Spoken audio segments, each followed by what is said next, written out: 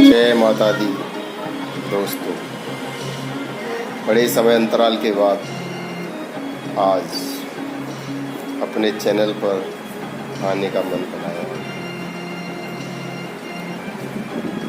जिंदगी बड़ी खूबसूरत है, ऐसा सभी कहते हैं, हमें भी लगता है।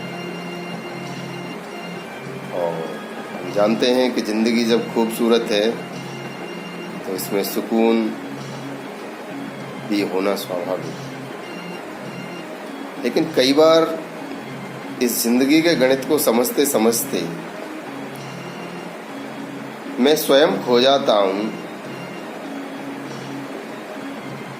कि कब कहाँ क्या प्लस हो गया, क्या माइनस हो गया, क्या डिवीजन हो गया, क्या मल्टीप्लिकेशन हो गया। कई बार ऐसे लगता है कि बड़े जाने पहचाने चेहरे जिनके साथ आदमी लंबा समय बिताता है, रहता है, कई जगह बड़े लंबे समय तक सेवाएं देता है, लेकिन वहाँ पर भी कई बार अचानक से होने वाले परिवर्तन जब होते हैं और उनका सामना होता है तो ये सवाल आता है मन में, जेहन में कि क्या हमें ऐसे अचानक से होने वाले परिवर्तनों के लिए तैयार रहना चाहिए? Should we think of abrupt changes? ऐसे अचानक से होने वाले परिवर्तन जिनके बारे में सामान्यतया कोई भी नहीं सोचता, लेकिन जब ऐसा हो जाता है कि एक अच्छा खासा रन करता हुआ सिस्टम शेड कर जाता है, बंद होने के कगार पर आ जाता है या बंद हो जाता है, अच्छी खासी संबंध अटक से जाते हैं, दूरियां बढ़ने लगती हैं। कई बार ऐसा लगता है कि ऐसा क्यों होता है। तो इन सारी चीज़ों में मैं तो कभी कभी खो जाता हूँ। मुझे तो ऐसा लगता है कि क्या ये मैं ही हूँ जो ये सारी चीज़ें ऐसी देखता हूँ, सोचता हूँ। लेकिन मुझे ऐसा लगता है कि ये चीज़ें हमारे आपके जैसे बहुत लोगों को बहुत बार लगती होंगी, और ऐसे में जब आदमी परेशान सा हो जाता है या उसका मन अलग थलग सा होने लगता है तो वो इस सुकून को तलाशता है। और इस सुकून को तलाशने की जब बारी आती है तो मुझे लगता है कि ये सुकून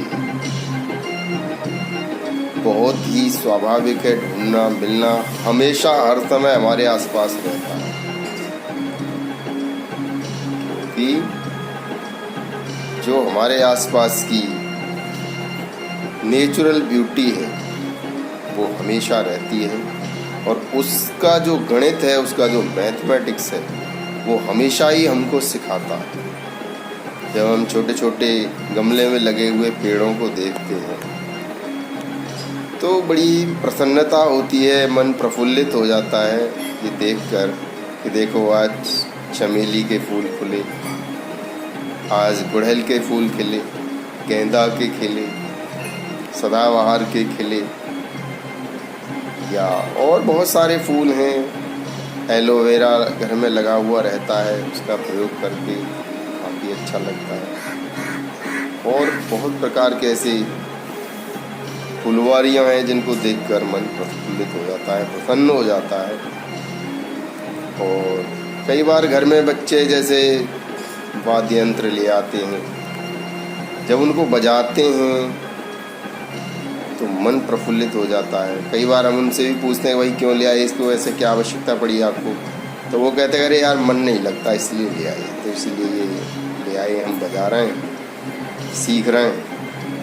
तो ये जो वाद्य यंत्र यामाहा कंपनी का, जिसकी आवाज़ हम आगे सुनेंगे,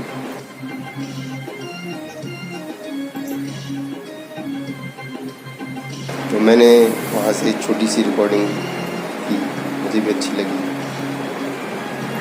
और 4 दिन की जब मैं यात्रा पर घूमने निकला गाज़ियाबाद की तरफ, तो मुझे बड़ा सुकून मिला कि जाते समय यमुना एक्सप्रेस वे पर जब बस से जा रहा था तो बीच में बने हुए डिवाइडर पर बहुत सारी खूबसूरत फुलवारी लगी हुई हैं, जिनमें कि 4 से 5 प्रकार के गुड़हल के फूल के पेड़ देखे जा सकते हैं, हरी भरी झाड़ियाँ देखी जा सकती हैं और कई प्रकार के ऐसे मनमोहक पेड़ लगे हुए हैं जिन्हें देखकर बहुत अच्छा लगता है। और उसके बाद जब हम गाज़ियाबाद पहुंचते हैं, वहाँ जाते हैं, थोड़ा घूमने फिरने निकलते हैं, तो देखते हैं मॉल है।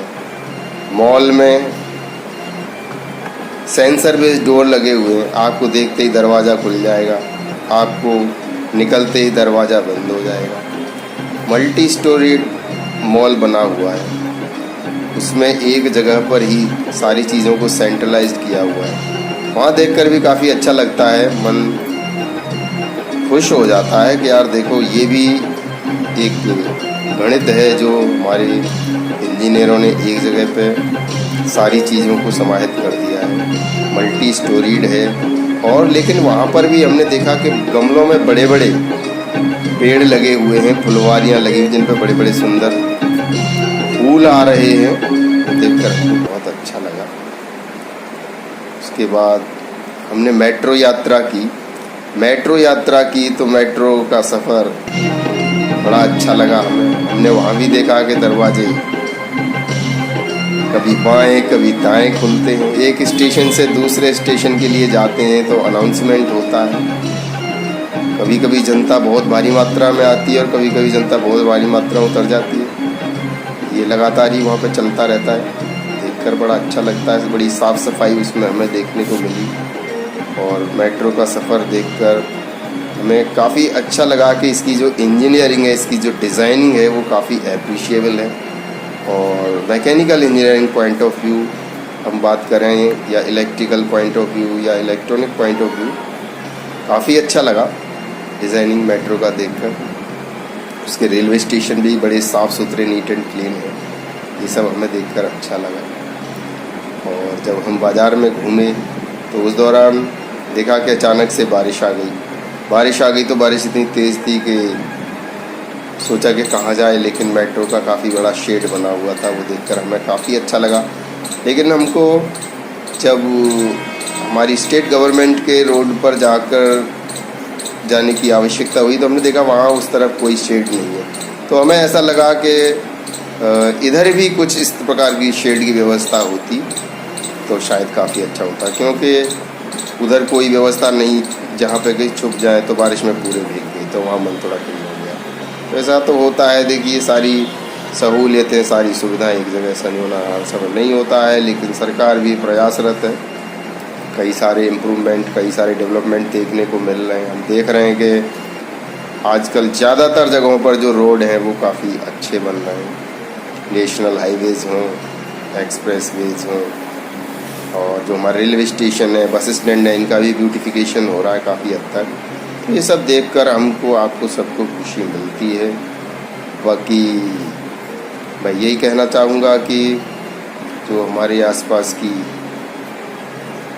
ज़िंदगी है, हमारे आसपास के लोग हैं, हमारे आसपास का जो परिवेश है, हमारे आसपास का जो माहौल है, इस सब में सुकून से, शांति से, खुशी से रहने के लिए जो सबसे बड़ी आवश्यकता है वो है कि हम अपने शब्दों पर ध्यान दें।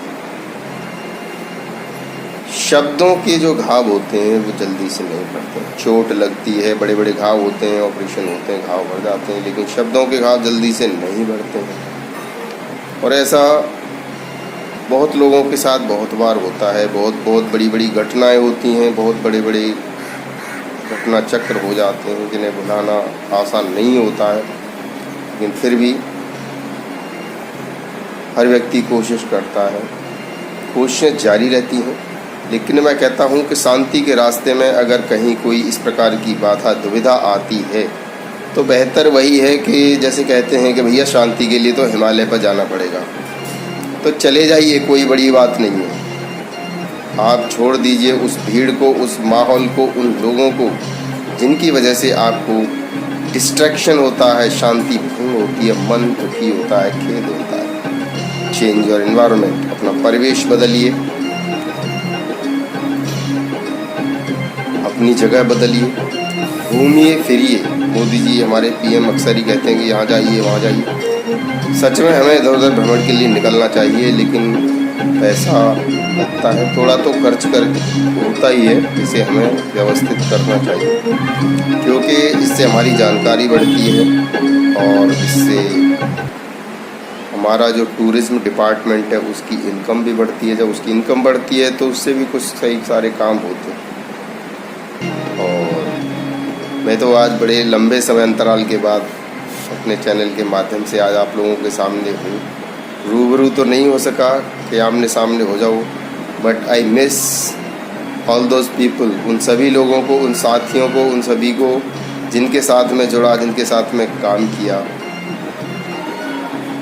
कभी कभी मैं भी खो जाता हूँ कि यार ये ज़िंदगी का क्या गणित है, ये कैसा होता है।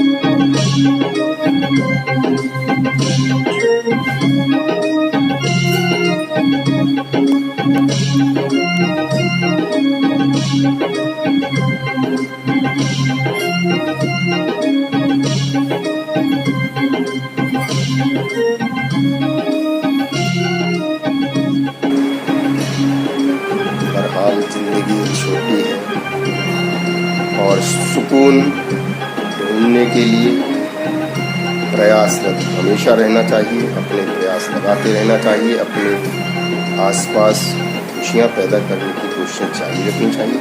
लेकिन जो हमारी नेचर है, जो हमारे आसपास लगी हुई फुलवाली या पेड़ पौधे हैं, इनसे हमें अवश्य ही सीखने की कोशिश करनी चाहिए। ये देखना चाहिए कि देखिए जो फूल खिलता है वो बड़े थोड़े समय के लिए खिलता है और शाम को ही मर जाता है। एक दिन मतलब मुश्किल से उसका जीवन होता है। और जब फूल खिलते हैं, पेड़ हरे भरे रहते हैं, तो उनको भी एक खुशनुमा माहौल चाहिए। समय पर उचित मात्रा में पानी, प्रकाश, कार्बन डाइऑक्साइड, ये सारी चीज़ें चाहिए। वैसे ही व्यक्ति विशेष को अच्छे से सुकून के साथ ज़िंदगी जीने के लिए एक खुशनुमा माहौल चाहिए। रोटी नहीं चाहिए, कोई बात नहीं, खाना नहीं मिलेगा, कोई बात नहीं है, लेकिन सुकून सबसे बड़ी बात है। अगर प्रेम के साथ 2 रोटी के टुकड़े भी मिल जाए तो काफ़ी है, लेकिन व्यथित मन से सोने की थाली भी अच्छी नहीं लगती। चलिए आज मैं इसी के साथ आपके सामने हूँ, क्योंकि समय है, आप जुड़े हुए हैं। कोशिश करेंगे किसी तरह से। कई बार सोचता हूँ कि 7 to 8 हर शाम 7 to 8 आपके सामने रूबरू हूँ कुछ लेकर। कभी कभी रुक जाता हूँ, कभी कभी फिर सोचता हूँ कुछ करूँ। चलिए, धन्यवाद, नमस्कार, जय माता दी।